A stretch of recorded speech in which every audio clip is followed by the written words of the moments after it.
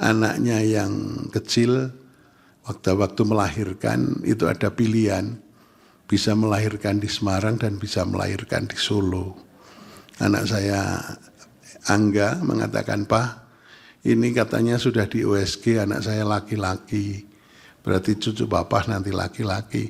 Biar lahir di Solo ya, karena kalau lahir di Solo bisa jadi presiden atau wakil presiden," katanya begitu. Sekali lagi saya mohon maaf, dan pada kesempatan yang terakhir saya terima kasih pada istri saya yang selalu mendampingi saya. Mungkin kalau saya tidak didampingi di Jakarta saya bisa kawin lagi. Tapi karena istri saya selalu mengikuti saya terus, ya saya terpaksa menjadi baik. Menjadi baik karena apa? Karena selalu didampingi. Dan kebetulan Tuhan mengatur anak saya sudah besar-besar dan sudah menikah sehingga istri saya bisa selamanya berada di Jakarta mendampingi saya. Sehingga saya terborgol dengan cinta yang luar biasa.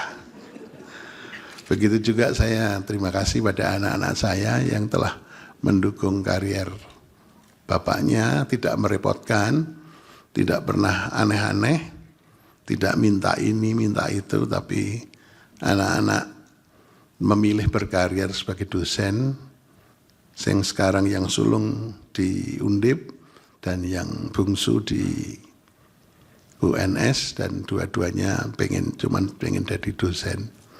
Tapi saya sebetulnya pengen anak saya bisa jadi wakil presiden atau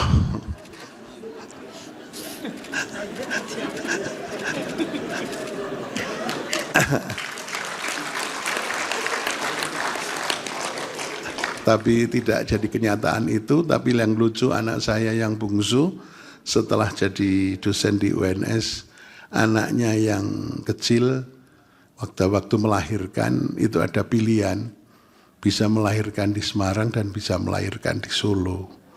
Anak saya Angga mengatakan, "Pak, ini katanya sudah di USG, anak saya laki-laki. Berarti cucu Bapak nanti laki-laki. Biar lahir di Solo ya, karena kalau lahir di Solo bisa jadi presiden atau wakil presiden," katanya begitu. Karena Solo itu berkahnya Indonesia, katanya begitu. Tapi menjadi presiden atau wakil presiden yang baik. Itu doa saya pada cucu saya yang terakhir yang laki-laki ini. Demikian Bapak Ibu sekalian, karena kalau suasana pidato sedih itu enggak enak. Makanya saya sering bergurau karena ada 4 macam dosen ini para pers supaya pada tahu. Ya, dosen itu ada 4 macam. Yang pertama adalah dosen yang bodoh tapi ngajarnya juga enggak enak. Jadi dosen yang bodoh tapi bodoh. Terus kemudian kalau meningkat, dosen yang bodoh itu pengetahuannya sedikit tapi ngajarnya enak. Itu namanya dosen bodoh pinter ngajar. Kemudian yang ketiga, dosen yang pinter tapi bodoh ngajar. Artinya apa? Pengetahuannya banyak, doktor atau bahkan profesor, tapi ngajarnya nggak enak, kepinterannya untuk diri sendiri. Ya yang terakhir ini saya katanya.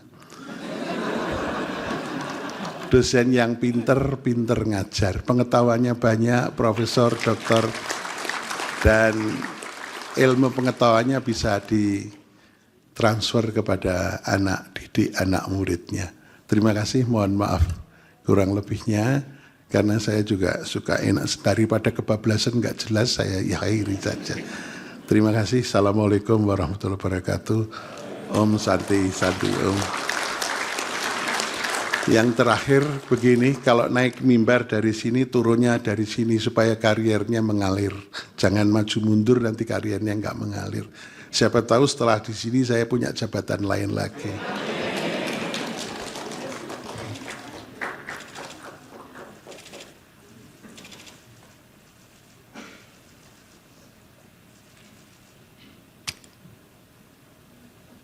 Terima kasih Yang Mulia Prof. Arief atas penyampaian kesan dan pesannya.